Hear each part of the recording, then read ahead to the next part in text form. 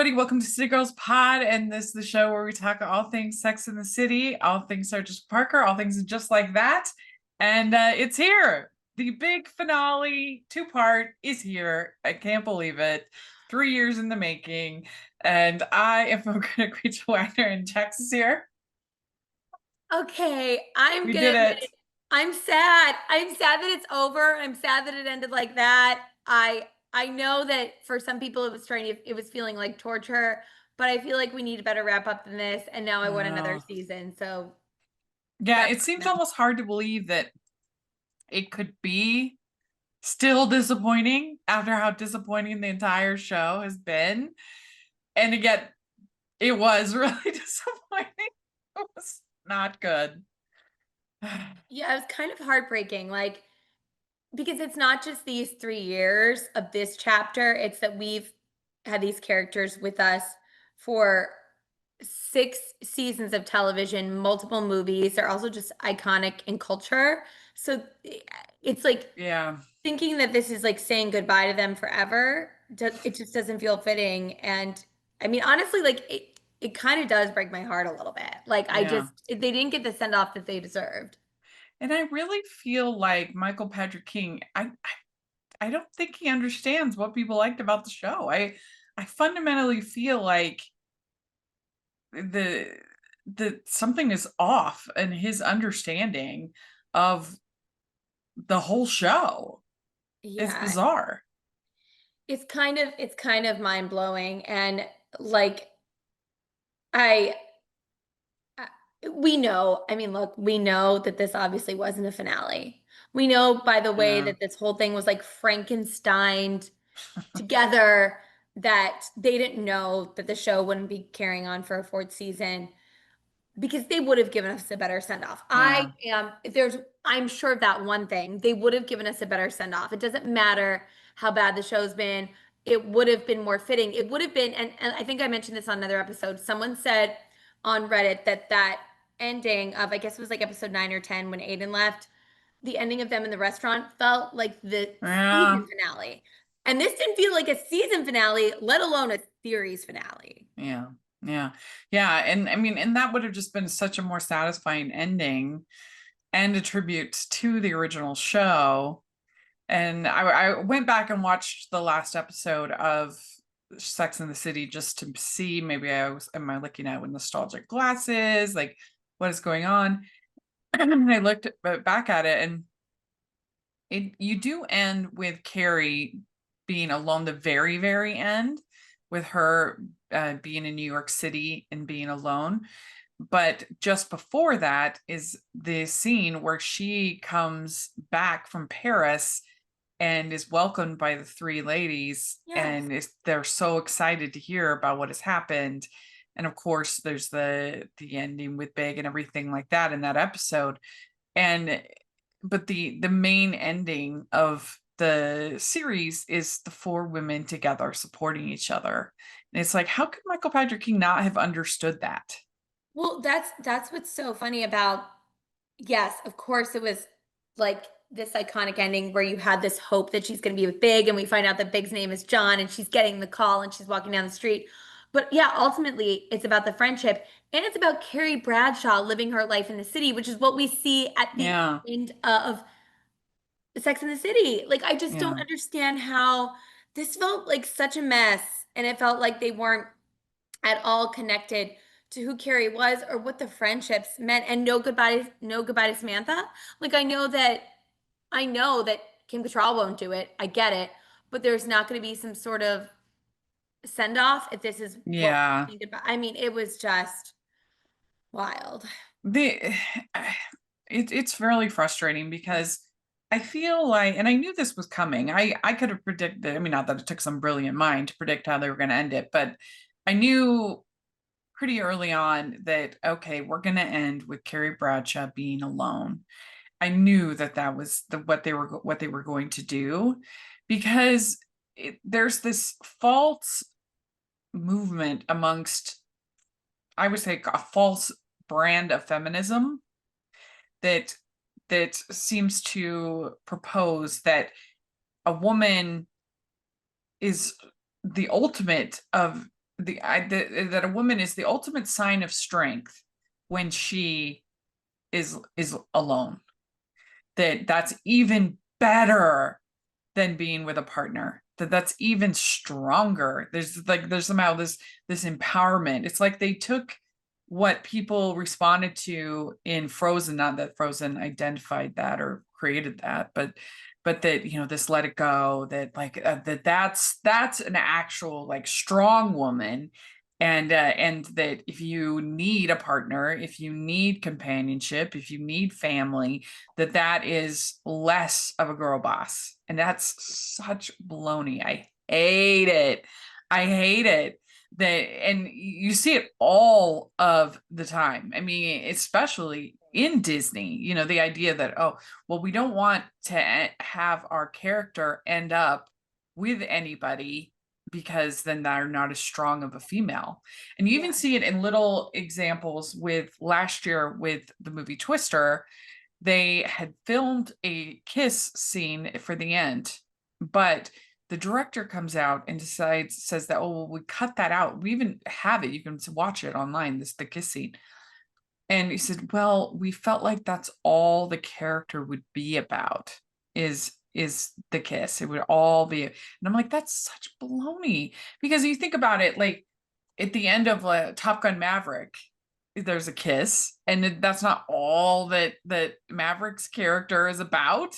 It's just because he gets a kiss. Like, why can't a woman have Hmm. love and a kiss and everything else? Like, that's empowerment. That's true. Like, what happened to the whole idea that women can have it all? Like, this is a fantasy. I mean, if anything, especially Sex in the City, I mean, it was always a fantasy. It Yeah. was always, especially as it became more and more unhinged from any kind of economic reality, which the original show at least had a little bit of that, and then it just lost that Carrie Bradshaw should be able to have it all. Why not? Yeah, and I think that yeah, I think those are excellent points. And like, I think that like they should be showcasing that you can be a strong woman, whether you're a mom or wife or you are single or whatever kind of Yes. world you're living in.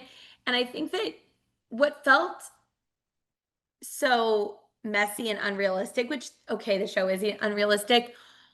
Why was everything, even with Duncan, like such a line drawn in the sand? Like, why couldn't Carrie Bradshaw have, like, I'm not saying she needs to be dating 1,000 people or that she needs to have multiple partners, but why couldn't it be like she's ultimately going to take this time to like live on her own, but like Duncan is coming to visit her. She's open to dating people or she's open to love in the world. Like it seemed so everything needed to be this dramatic thing where like Aiden gone, Duncan gone. Yeah. Like it just seemed like they were really trying to be like, and then her saying that she doesn't believe in love. And it's like, okay. Yeah, that's not as empowering uh, as her finding, or it's at least equal empowering. Like finding a partner and not finding a partner, both things should be validated. Like one Exactly. isn't stronger than another. Yeah. But the thing about it is that the whole theme of loneliness feels hollow because she's not alone. She has tons of support in her life. Like the whole message of the show is that these women are there for each other and they love each other. So to end with her learning, like, oh, I'm okay being alone, it doesn't work because that's just not what this show is about. The show is about these women. Yeah, it's about them being each other's soulmates. That's what Sex and the City Yes. taught us. Like that was almost like the thesis statement of the show. Or Yeah. like how they wrapped up the show, like the conclusion. The Yeah. conclusion is that they're each other's soulmates. And then it's like we're gonna forget that now. Yeah, I wrote my little Twitter reaction was the problem with this finale is Carrie ending up alone is unnecessary. Like necessary loneliness and dealing with that, like when she lost Big, like that was dealing with loneliness, and that that could be authentic and real, but it's unnecessary here because she literally has all these people in her life who support and love her. The whole point of the show was about sisterhood and relationships. But in today's age, girl power has to mean loneliness. It's such BS. So, yes, loneliness isn't bad, but it's also often presented as the only good outcome for strong women these days. And screw that. A woman should be comfortable alone, but you aren't less strong if you have loved ones in your life and you lean on them for support. Absolutely. Like, even if we look at that ending, she could have stayed laughing with Joy and Miranda and cleaning up the poop in the toilet. Like, it's not even Yeah. just about romantic love. It's like exactly what you're saying, Rachel. It's about community, but it's like she needed to like slip out and be like, "Oh, I'm alone." And it's great to be comfortable being alone. And it's great when you're your own best company, but it's like I get that like they also would want time on their own, but like she can be creating community. She has a beautiful community in New York. Yeah. That like both things and I guess I just get really, really tired of this idea of that feminism, like being alone is somehow like a higher level of strength, Yeah. and that's totally what they bought into here. And it was really frustrating to me. But this first episode, it's called Forget About the Boy. It's after a meeting with her editor, Carrie contemplates the ending of her book and her own story. Meanwhile, Charlotte navigates complicated feelings around Rock's high school musical debut, and Seema gets a surprising invitation. So, yeah, I mean, again, like it's fine to be alone. It's fine to, but it's not better. That's my Right. sticking point. And Right. the definitely the end message of this two-parter is that it is better and that she's now a better person because she's alone. Yeah, more virtuous, stronger, Yes. for sure. Ho, ho, ho. We'd like to take a second and thank our sponsor for this episode of the podcast. It's the Hallmarkies Patreon. Do you love Hallmarkies podcast, especially at Christmas? Do you enjoy the holiday previews, recaps, interviews, and bonus episodes? If the answer is yes, please consider supporting the Hallmarkies Patreon. We need your help to do what we do both during the Christmas season and all year round. But not only do you help a podcast led by strong, independent women by becoming a Patreon, you get to become a part of the Hallmarkies family. Starting at only $2 a month as a patron, you will have access to our Facebook Patreon group where we talk about the movies, shows, and more all year. We also have many monthly patron watch-alongs with guests like Lacey Chabert, Natalie Hall, Paul Campbell, Mary Lou Henner, and more, giving their behind-the-scenes details of their films. As a patron, you also have the chance to provide input into the podcast and even join us at different tiers.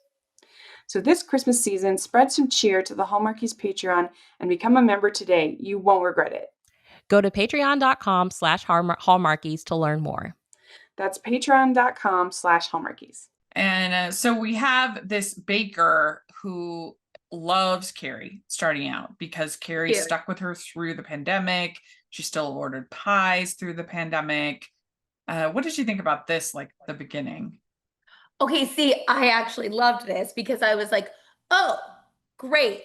We are finally seeing some redeeming qualities for Carrie Bradshaw as a New Yorker who took care of her people and her community during the pandemic, which honestly, it surprised me, but it delighted me because I think that like that's who I hope Carrie Bradshaw would be. And I'm not saying she's like this great philanthropist or was like the best thing in the world to do, but she looked out for her community, especially like this woman in particular. So I actually loved the beginning. Yeah. How did you feel Did about you it? even think of me during the plague? This is what the baker says to the other people.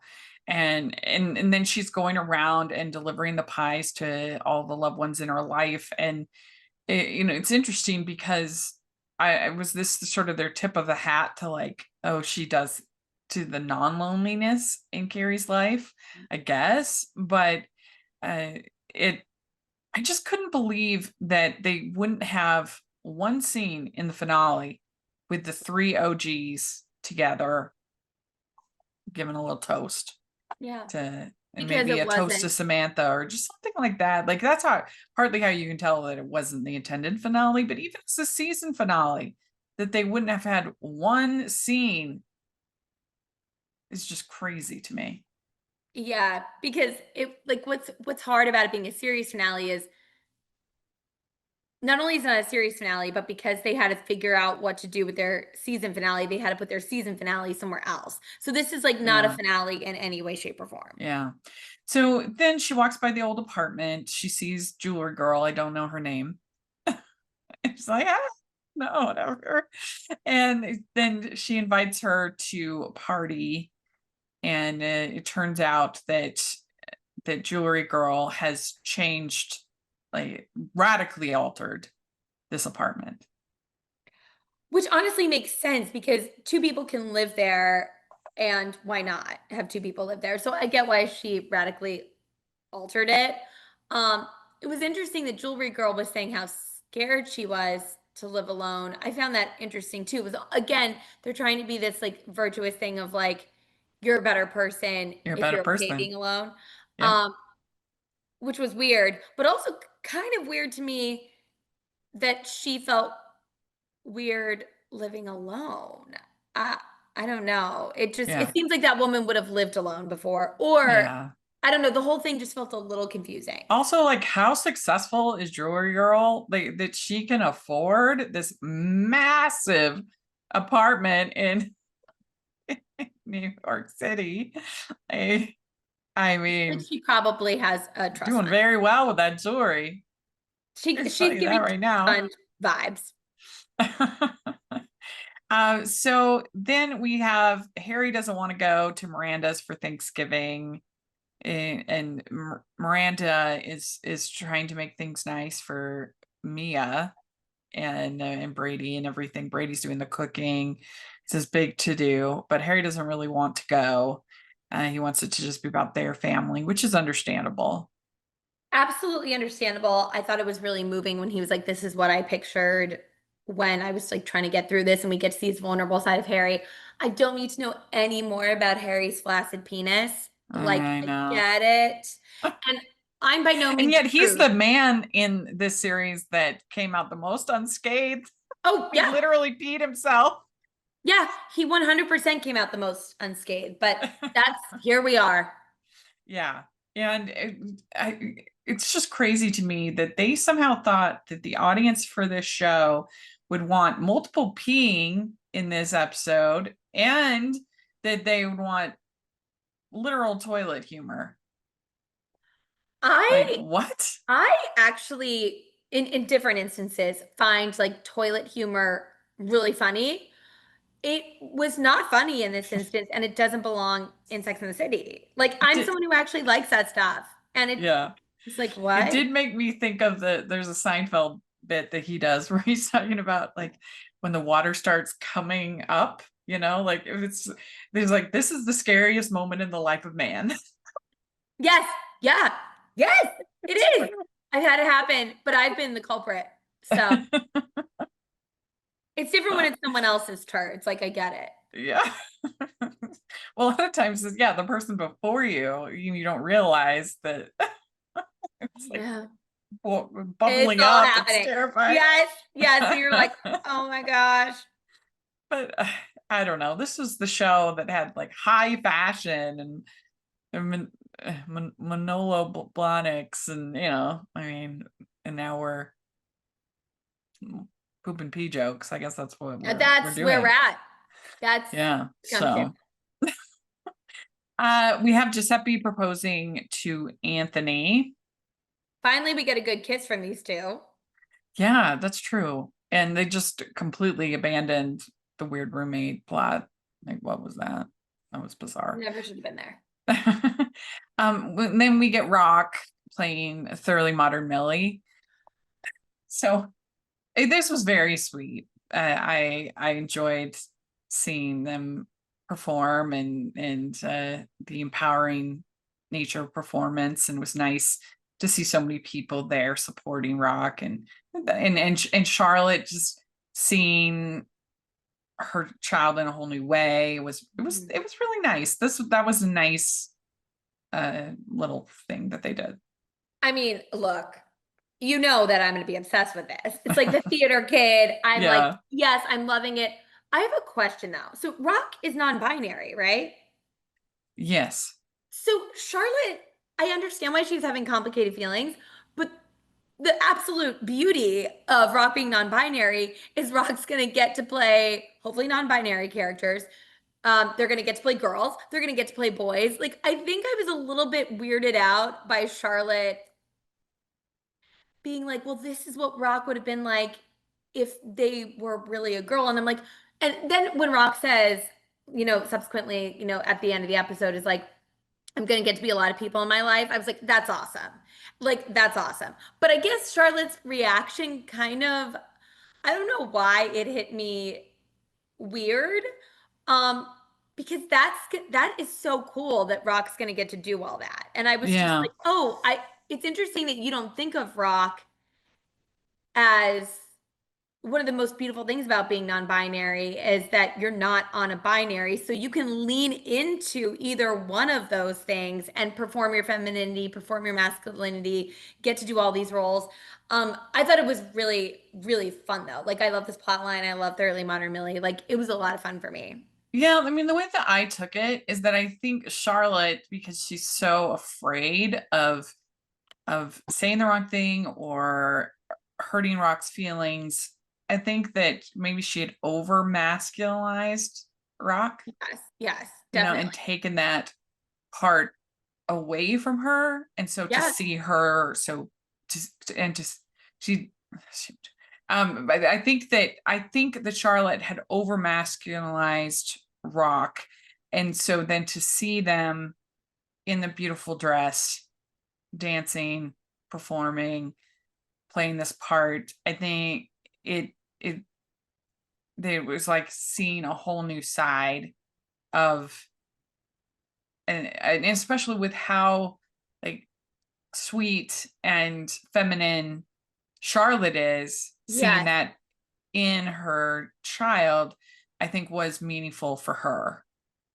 Yeah, that's a really good point too, because I think that like even if you're taking out the complexities of Rock being non-binary, like I know my sister was very sporty growing up very much tomboy, and like it is a different thing than when you see someone in a dress and you're like, oh, and you're exactly right. So like that does make sense the way you're explaining it. I was a little bit like Yeah. wondering what Charlotte's journey has been like thus Well, far. and in fairness, they didn't do a very good job with that journey. So like we're having to sort of fill in Yep. the holes. Like, okay, this is maybe what she's experiencing because we haven't had very good writing. So that's what we're having to do. You're totally right. Like we are having to fill in those holes and those blanks and to be like, oh, okay, this is what makes sense. But yeah, this was a really fun Mhm. plot line. Like Thoroughly Modern Millie, like come I do miss that we didn't get to see our little tapper boy though. Oh yeah. Well, it kind of, what this kind of reminded me of is a while back on Survivor, Samuel Desir. There was a whole thing with, there was a gay couple. It was a couple season. I mean, not couple, but it was a family season. And you had Natalie and Nadia on the season, and I think it was a cultural difference, way of like, more than, I don't think she was meaning to say something offensive, but that doesn't mean it wasn't offensive. But she refers to Reed, the one of the gay men, as being like less masculine because he's gay, right? Yeah. That he's not a man. And there was this whole discussion. It's like, I'm still a man, like just because I'm gay. Like obviously we know that's true. And I think there was a little bit of just a language and cultural Yeah. barrier. I don't think she meant to say it the way it sounded, but regardless, it's just something that sticks out, that because somebody has either a woman with more masculine attributes, that doesn't make them not a woman. Just because Yes. someone is non-binary doesn't make them not a woman. And it's the same way with a man. Just because if you have some feminine, traditionally stereotypical, Right. whatever, feminine attributes doesn't make you not a man. Exactly. Also, I love that you referenced Survivor, and I love that season. Yeah, that was a good one. Yeah, that was a good one. Yeah. Although I still think that they were way too hard on Missy. I will never understand why they hated her so much. They were so mean. Like I'm sure she must have been worse than they showed on, because I was like, because the actual like evisceration she got, I just was like, what? They did not do a good job, I don't think, the editors, of showing us that that was deserved, because it is Reed in the end who just like berates her, and I'm just like, what? I don't know, Like, like we didn't see that. she didn't seem like the most pleasant person, but she also didn't seem like a total villain to me. And I just felt like they did a really bad job depicting Missy on that show. Well, it's so funny. Like, I'm rewatching the heroes versus villains season right now, and most of the villains I think are actually heroes, and then I think the heroes are actually villains. I'm like, get out of here with that, Survivor. I don't believe what you're telling me. Yeah, I know. It's true. Oh, okay. Well, let's see, where were we? But yeah, I have to say that have you seen Thoroughly Modern Millie recently? I actually haven't. It is like, it is shocking, because the thing about the show is that you watch it and you just think, okay, it's like outdated, Right. but it's not that old of a show. That's what I mean. Like, I don't even feel like it's that old of a show. no, it's not. I mean, the movie that it's based on is old, 1967, but the musical is from like, when was it? It was that the musical was from 2000. So it's not that old, but we think of it as being old because it's based on this classic movie. Right. But you watch it and you're just like, what? Like, Like, I can't believe that even in 2000, I know that's, 25 years, whatever, but you honestly can't, you can't believe that they thought that this was okay to include in a musical. There's a whole bizarre human trafficking plot that's incredibly racist. And again, like, you watch it and you think, oh, that's just because it was old. It's not old. It's not. It's not. Like, if there is anything that in my opinion is just screaming for a revival, it is Thoroughly Modern Millie, because the songs are quite good, but they need to yeah. completely get rid of it, get rid of that whole human trafficking plot. And Mrs. Mears she's this Chinese woman who it is. And You know I'm what? not like, if something is legitimately old, I think it's important to not change it that much, because we need to like see kind of, it's important to not sanitize the past. Right, But right. in this case, it's not old. So like, I don't know. I just feel like if there was anything that's just should be redone, it is Thoroughly Modern Millie, in my opinion. You know what's funny? As you're saying that, I'm realizing I've actually never seen Thoroughly Modern Millie. It was Ugh, one of those things that, like, when I was like whatever in high school or whatever, very young, like being like, oh, I'm hearing all the songs. I've had kids work on the songs. I've seen like little scenes from it. yeah. Sutton Foster, I've watched all the footage. I know the lore of her stepping into the role, but I've never actually seen it. So So I 100%.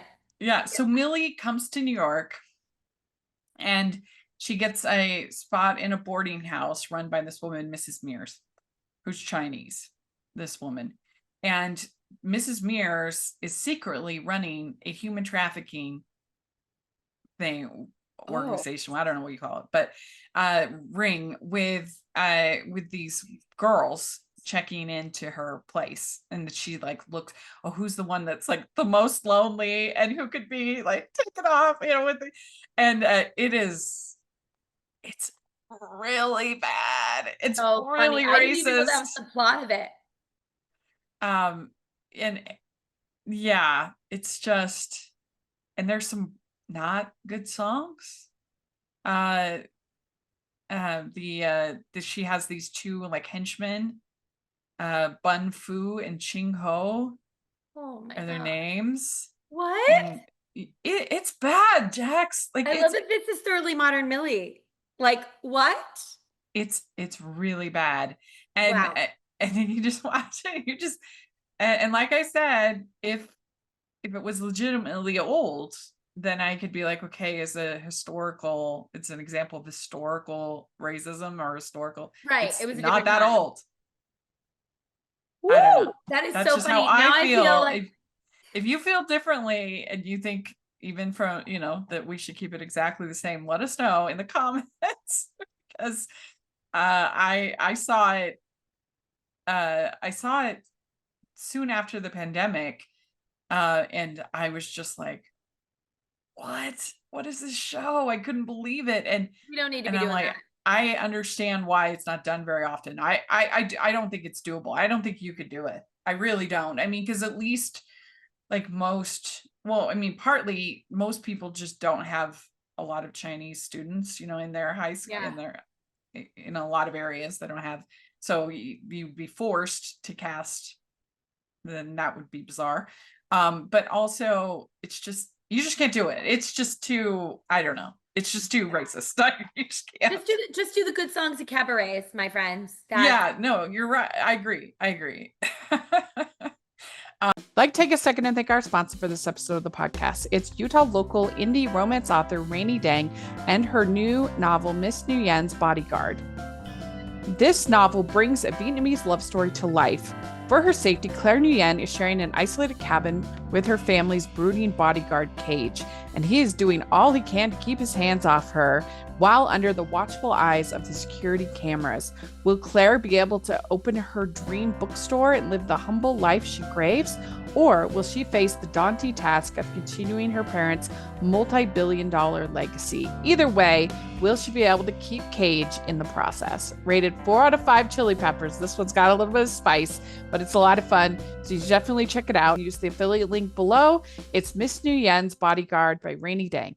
But it was a nice arc for Rock and nice to see so many people supporting her. And I guess I just wish that we could have gotten that. It would have been nice if Carrie had realized that she's comfortable being alone and maybe even fought for the loneliness of her book character. Yeah. But then had one scene at the end where, hey, so she's doing her book signing, let's just say, and all the girls, and maybe even Samantha, which I guess would never have happened, but in a dream world, In our dream. coming to her book signing and being like, we knew you could do it. So that way Carrie has both experiences. She fights for and she becomes comfortable being alone, but then also realizes she has this amazing found family that is really powerful. Yes, That and would have she's been the never way to there. end the show. Absolutely. And like it would have felt like an ending, whereas this was just like, huh? Yeah, it's like, how can they not see that? Like, that's just what boggles my mind, is how can they not see? Like, I literally came up with that ending in 30 seconds because I know this show and I love it. Like, how can Michael Patrick King not see that that is the way to end this show? It does feel like this show, and just like that, was written by someone who went to ChatGPT and asked for like a character summary of Sex in the City, and then didn't really add any like nuance of their own. Like it doesn't seem like this person actually watched the show, let alone created it. Yeah. Well, and then it also feels, and this is something that happens a lot of times with television, is that it feels like the showrunners entered that into the Chat GPT, and then we're like, well, we're going to do the exact opposite because we're clever and we're subversive. Subversion is highly overrated. And Absolutely. I was saying this the other day. I was talking to director Jonah Feingold about this, and that people claim they want originality. Most people don't actually want originality. People want familiarity packaged in new ways. Oh, I love that. Yes. And Yes. that is absolutely true. So we didn't want an original new story for Carrie. We wanted familiarity packaged in new ways Mhm, for mhm. her. And you could have done that in many new ways. And they did try some new journeys for Carrie. That would have been fine. But at the end of the day, we want that familiar, the empowering bond between these four women. That's what we wanted. That's not what we got. No, it's not what we got. It's very annoying. So we have Miranda invited the baby mama Mia to Thanksgiving. And so we've Mamma got Mia. that going on. That was a funny line when I think Charlotte said something about Mamma Mia. Oh yeah. When Mamma Mia came in and she said that she only ate like seaweed and cucumbers and brown rice, I thought it was the perfect time for a joke to have him be like, oh, and her be like, no, I'm kidding. I'll eat whatever. Like, I thought it was going to be a joke, but really she was saying she legitimately just eats like seaweed. Like, why did they still try and villainize her even in this episode? I thought she was actually going to be cool in this one. And they were going to be like, well, that was just a weird incident before. And like she would like grow on them. Instead, I don't know, the whole thing was just a mess.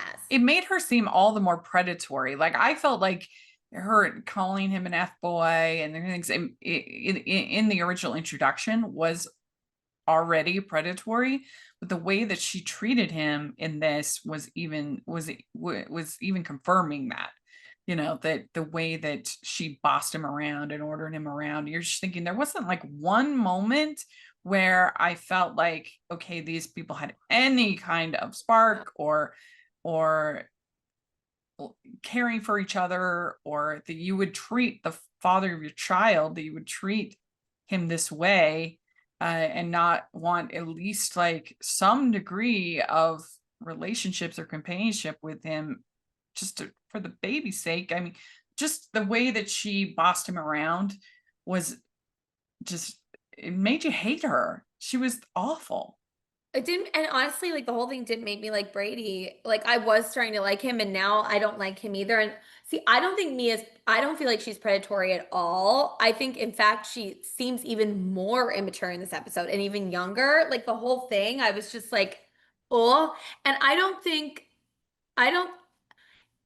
if these two even just hooked up a couple times, I think they'd have more affection for each other. And now that there's going to be a baby and she's agreed to come to Thanksgiving, maybe a couple little sparks. It's okay if it's like you're butting heads too, but like Yeah. I can't believe these two would ever have hooked up at all or even Yeah. flirted with each other. Yeah, that's what made it feel predatory to me. Is that it didn't feel, there was no sense of it feeling like any kind of a match, even in a enemies to lovers kind of way or anything like that. So it made it feel like there couldn't have been full agency in this relationship. That's But how did it you felt to me. think, I don't think she seems predatory because I think she's supposed to be the same age, like the actress is. And I don't think she's like trying to like take advantage of him any more than he's trying to take advantage. Like I think it was very I equal. don't know, just the way that she was sort of bossing him around to me felt like she was the controlling one in this Oh, relationship, yeah, yeah. and in the way that I mean, there was just no affection at all. And even if she had kind of infantilized him a little bit or anything like that, like it was just so bossy that's how it read to me. Was her behavior was very controlling and Yeah. very manipulative, and so Yeah. that's how I felt like, okay, I think this relationship was very one. I mean, I don't even think it was a relationship, but I felt like she was a bully. She seemed like a bully to me, Yeah. so that's why it kind of felt predatory to me. And I mean, I definitely didn't feel like Brady was the one spearheading this in any way. I don't know. Spearheading the relationship. And the intimacy. I don't But know. the thing is, it's like, I don't think She she seemed like the one who was the manipulative one and the controlling one to me. oh, because to me, it's like she told him that she didn't want him to have anything to do with the kid. And then his mom is like trying to get in But on that it. was also kind of a bully move, Yeah, I guess. Well, I don't think so. I feel like she just was like, I hooked up with this guy. I don't even really know who he is. And then they ran into each other on the street and she told him the truth, which she didn't have to. Like, she wasn't trying to like throw anything in his face, I don't think. I think it was just like, oh, I doubt they even have each other's phone numbers. Or like now they Mm, probably do, but I doubt they even did. So how was she even gonna find him? And then she sees him and she's like, oh yeah, this is your baby kind of thing. maybe. I don't know. I was just really turned off by her. I thought she was Oh, me a too. I real mean, jerk. no, I'm really turned off by her, but I also thought he was really mean too. And I'm just like, I don't think either. Honestly, I think they both feel like they're bringing out each other's toxicity and they're going to be horrible parents. Yeah. Well, and I also think that Brady was right though to be mad at Miranda for Oh, inviting her and not talking to him about it. And like that's just she needs to see him as a grown up, oh, especially. 100%. That was unhinged behavior of Yeah. Miranda completely. So then Carrie goes to the old apartment and Jewelry Girl has put up the new walls and but she hates living alone. Doesn't that bother you living in that big space alone? Doesn't that bother you living in that big space alone? And that's the end of this episode. This was only 28 minutes. What on earth? Because they didn't have it. They didn't have that Well, episode. you know what I think? I think that they did have it, but they cut it because they knew because once it was going to be the ending, because I'm guessing that they had more with Marion and Lisa, Oh, 100%. Yes. and that was the additional, because you figure the other episode was 34 minutes. I'm Yeah. guessing that was the additional 6 minutes, 8 minutes, whatever. But they're like, we can't end her character in this way. No. And so I'm guessing that's what they cut. And that's why this is 28 minutes. Yeah. It For makes sure. sense. That makes complete sense to me. We also had Seema, the gardener guy, says, I love you. I don't care about this at all. Yeah, actually, she is really growing on me as he gets grosser. I'm enjoying Seema. Like I'm enjoying seeing this beautiful softness to her. I'm really enjoying her. But the gardener is even when after he's showered, he's still dirty to me. Yeah. I don't know. It's just not interesting to me. So then we have episode 12. This is the actual finale. And of course, they title it A Party of One. Because again, what we're talking about, this idea that if you're alone, you're better. And I hate it. A Party of One. And we don't have a summary because this is brand new, but Carrie starts out just one at lunch.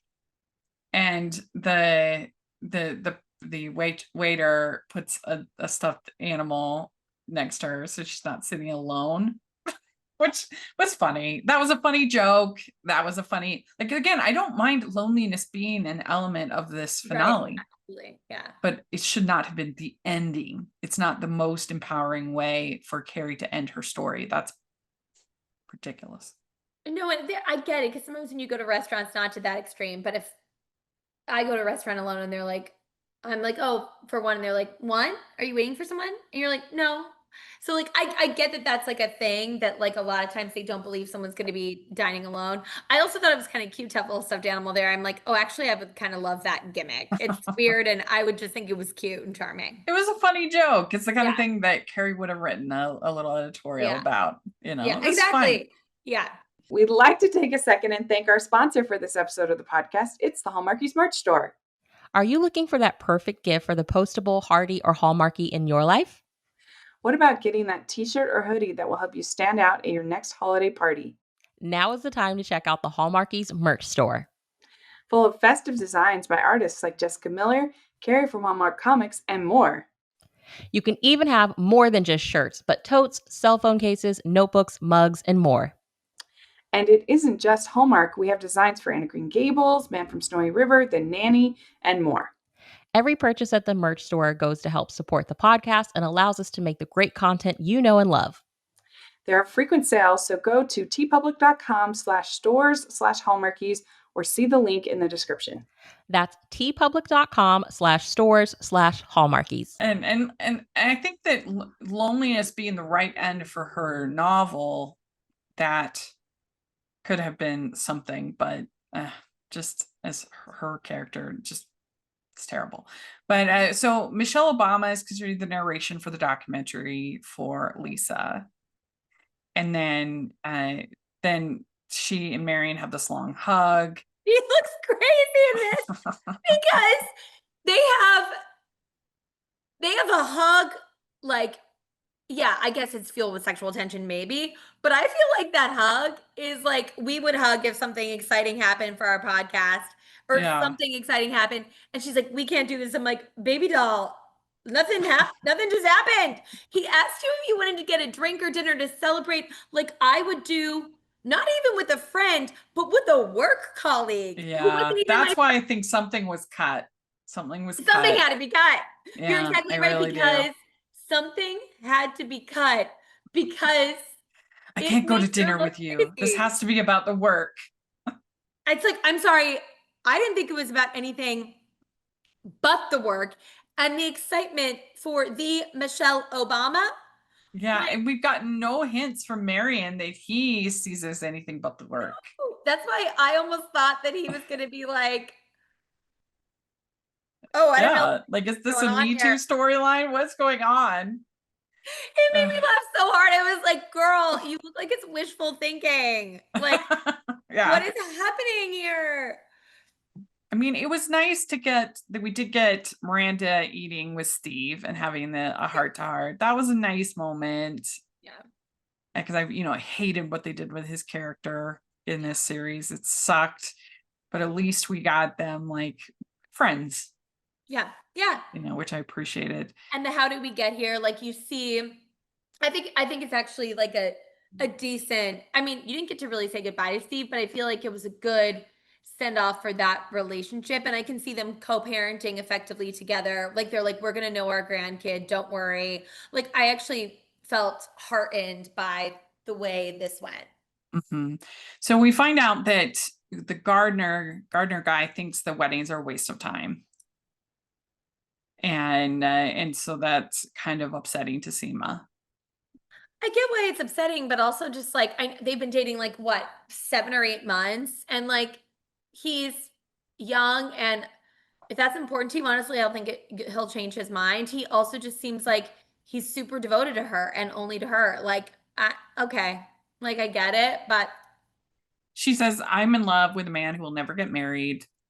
It's something I've always wanted, dreamed of the romance. Do I really want it, or am I just programmed to want it? Do I feel chosen?" I guess his name is Adam Gardner. yeah, he's the gardener. I mean, those are all valid questions to ask, but I just didn't care that much about this couple, but it was fine. I did think it was cute to see Seema in jeans when she was going to the non-Thanksgiving Thanksgiving at his house. Like, she looks cute and slouchy, and she's like when in Rome. And I really just got such an affinity for Seema as the show went on. Like, the softness that the actor brought to it, and yeah, I just really ended up Yeah, liking her a lot. yeah. So then we have, they go to a wedding fashion show. That was fun. Wedding dress fashion show kind of thing. And then Lisa looks so hot at the like sexy at the oh fashion yeah. show. I was like, what? I mean, they're all gorgeous women, but and she's always beautiful. But seeing her at that fashion show, like she was just like on point. I did love when they asked Charlotte, "Would you still get married if you knew how it all turned out?" And she's like, "Absolutely, no question." I loved that. And I'm grateful that they didn't really explore any kind of darkness with her character or with Harry's character. They had things that were cringe big time, but at least they didn't make him cheat on her or her cheat on him or anything. They kept that character somewhat sacred, which I appreciate. I completely agree. I actually teared up when she said that because I was like, that's our Charlotte. That's our Charlotte with Harry. Um, it was beautiful. Like, it was Yeah. really like, oh, they do know who she, like, I'm even getting emotional thinking about it because they gave us so little to hang our hats on here. And it made me so happy that the way she said it and the way Kristen Davis played it was beautiful. Yeah. So then we have Carrie saying, I never lived alone without the prospect that I wouldn't be alone for long. And again, not to belabor the point, but would have made this, I think, an effective arc is if the response to this would be you can be alone, you're strong enough to be alone, but you're not. We're here. Yes. That would have been in keeping with the theme of the show. Absolutely. Also, when your husband died, you were already thinking about being with someone else. First of all, Yeah. nothing wrong with that. Like, I do actually think that sometimes forging a new connection can be a coping skill. We need, like, there's nothing wrong with people moving on. But it seems like, wait, Big died, and you were like, okay, I'm gonna find someone to be with. And now, just because of these like little breakups, and she even said that she thought of Aiden after Big. She was like, well, maybe Aiden. What? Yeah, that made no sense. And then It she's made like, no I sense. was with Aiden for 20 years, like 22 You years. No, weren't. you weren't. You weren't. Yeah, like what? Like, Like, what I mean, do you mean? just big erasure is bizarre. And I know that there's like chatter online that it's because of Chris Chris Noth. Noth's like bad behavior. But Big is a character, Big is not Chris. Yeah. So we cannot have this big erasure. I will not stand for it. Big, you were not the character that you play. Like, I get it when you're talking about an artist with music and sometimes how that gets, but he played that character, and I'm not gonna just erase Big. Even if they had had Carrie dancing in the hallway, because and that was a nice homage to the opening credits and they had the theme music, which was nice. Even if they'd had that, what would have made it perfect is then you hear, so she's dancing in the hallway, and then you hear, Carrie, dinner's ready, whatever, who cares? They're, calling her in. Let's do the karaoke or whatever. And she Yes. goes in and she sees that her three girls are there. That would have been the perfect way, because you would have had the conquering loneliness. And she says, like, what if it's just me? Is that enough? You would have had that and her dealing with that, but you would have still had that coda of, but actually, it's not just you. You have this wonderful found family and friends. Absolutely bonkers. And instead, they decided to have all of them all separated, because you've got Miranda with Joy, and you have Harry and Charlotte together, and you have them all separate doing like a Zoom call. Glad that Charlotte and Harry finally got it on and that everybody knows it. And that there are So turds coming up in the toilet. Like this, it was good to see Victor Garber. Also, what's wrong with Victor Garber? Like, why wouldn't you want to be a Victor Garber? Also, it's okay yeah, if you don't like want to she be, was but like so offended that Charlotte would set her up with Victor Garber, which I mean, Victor Garber. yeah. I mean, that was annoying. And then you have Carrie talking to the gardener, Seema's very special. And yes, she's special. And she wants to do something special with the garden. She wants it to be wild and free, just like she is.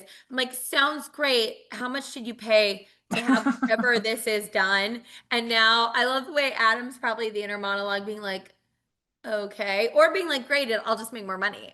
Yeah. So Thanksgiving's getting crazy because Joy's dog is really sick. So Miranda's going to go there to help. Then this is when Mia and the friends come over. Really rude. But then Brady asks Mia if she wants wine, and she's very, very pregnant. Like, come on. I don't know. That was just like, what? He's supposed to be a smart kid. It's also the, the Mia's friends that she brought over. I actually think that for as woke as as we feel like Sex and the City is trying to be, having these people who other people might think of as like being a little bit alternative, acting in such a rude and disrespectful way actually does harm. Like for thinking that people are, I've never, like, people do not behave like that. Yeah. People do not behave like that. They just Yeah. don't. And I think that like even little things of like when her one friend, I mean, he would like, I don't know what his pronouns were, but when I think it was he when he was like, "Oh girl, she doesn't seem that bad." And I was like, "Oh, this is cute." Like these characters having some sort of like fun spark, a little different is fun, but then they were just all so rude and I was like, Yeah. "Okay." And then she starts eating cream cheese, and so Brady's like, you said that you only ate a seaweed, and they're gonna fight, and he says, I would never disrespect my mother like that. And it was just a mess. It was not an endearing way to end those characters. No, and I can't believe we were in a show that in the finale of this that characters that we had never met took up so much time. Yeah, yeah. So then Oh, we have the toilet overflowing. Mark has the toilet overflowing, and the crap happens, and it's just like, wow, this is very emblematic of this series. It's really was. It was like they were actually giving it. And I gotta say, I gotta give a shout out to our girl Ashley Atkinson, who I'm a huge fan of. She plays Carrie's editor. This season would have been a lot better if you would have used her more. And everything she was given, she played with like integrity and humor and was just a good actor, like above it Yeah. all. So like more Ashley Atkinson all the Well, I time. mean, I would say in general, it's not the fault of any of these actors. They all, I mean, But some of them, it's they all do what was asked of them. It's the yeah, writing that's the main problem, yeah. I would say. Yeah. I definitely think for the most part, I definitely think that's true for all the guest stars. They're doing really good work. I think Oh, sometimes well, it was Cynthia tough. Nixon, she was the weak link, but the writing was very bad for her Yeah. character. So it's a little, but she For was our pretty for bad. some of our series regulars, it was really tough to watch. But all the guest stars and co-stars, I think, did amazing work. Yeah. And like John Corbett wasn't the strongest, but also his writing was really bad for his character. So I don't know. I don't think I don't think if Cynthia Nixon or John Corbett had given like Emmy worthy performances, I don't think that was done. I wouldn't have No, saved it. wouldn't have. No. No, definitely not. So then we have Joy spending time with Miranda's family for Thanksgiving, and then Carrie dancing in the big empty house. We have Giuseppe throwing a pie on Anthony because Giuseppe had proposed and Anthony's being a butt. And so, that's his sign of endearing relationship, which is cute enough. And then Lisa tells Herbert, I take you, Herbert, until death do us part.